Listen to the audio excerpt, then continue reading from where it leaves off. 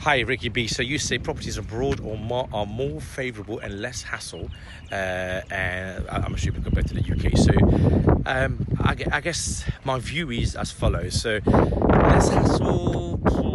I guess if you're doing this remotely, and I've got people here in Mauritius that can help me, that have been helping. My brother lives here, so I've been able to access just like any other business, access to people and information. So if you have got access to information and people to help you to invest in foreign countries, that's great. I mean, we looked at France, which also we got a network here there that can actually that has been helping us buy. Spain, also the same thing as well. So I guess the first thing to say about properties abroad are more favourable. First of all, before you even buy it, do you have access and ability to buy with the right information? Because for example, in France, you have to have a notaire, which is like it's not a solicitor, it's sort of just a solicitor, in England, but they are the one that basically shepherds you through the actual process. So you've got to start with that first. The same thing in Mauritius, you have the same notaire system, the French system here, whereas in Spain it's very different. So you just need to have that kind of level of information beforehand. The second thing is less hassle. I'm not sure about less hassle because I think if you're managing remotely anywhere and around the world, you can open yourself to much more hassle, because not only sometimes different language, different interpretation. So right now, if the last year or so doing this place up in Mauritius, one of the things is lost in translation. So the standard of work sometimes is not the same as you expect. So you say to people, make sure you put silicone in simple stuff like silicone around the toilet and the basin, and you come back, you're thinking, how have you done? It's very different to what you expect. So you've got to be very descriptive, very clear. Show them, maybe do it for them once to actually then make sure that the standard of work that you're expecting is high.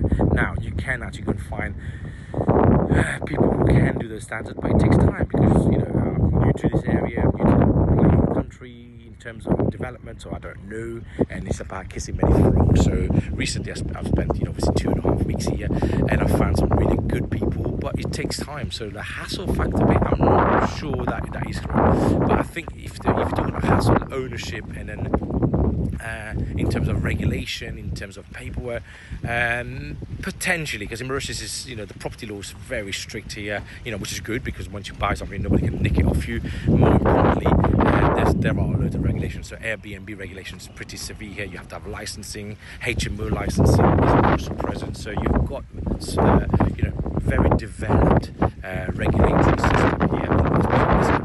The same thing in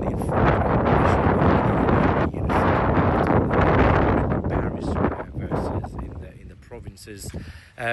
So yeah, that's my thoughts. I don't think it's any easier than in England. I think the laws are slightly different. Some things are better, some things are not. But I advise that anybody who's buying abroad, do your due diligence. Of course, speak to agents, speak to notaires, speak to solicitors.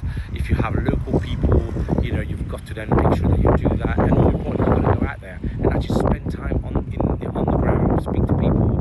For example, I found this chippy the other day by just going around and going to your kind of local builder's merchant basically and asking 3 or 4 of them their best kind of chippy in the local area. And this is like kind of on the seaside front of where I live, and they gave actually triangulation. Three of these places gave me one guy, and he's turned out to be an amazing chippy. So, and he's doing now all of our skirting, the windows and everything else. So I think I wouldn't say it's less hassle.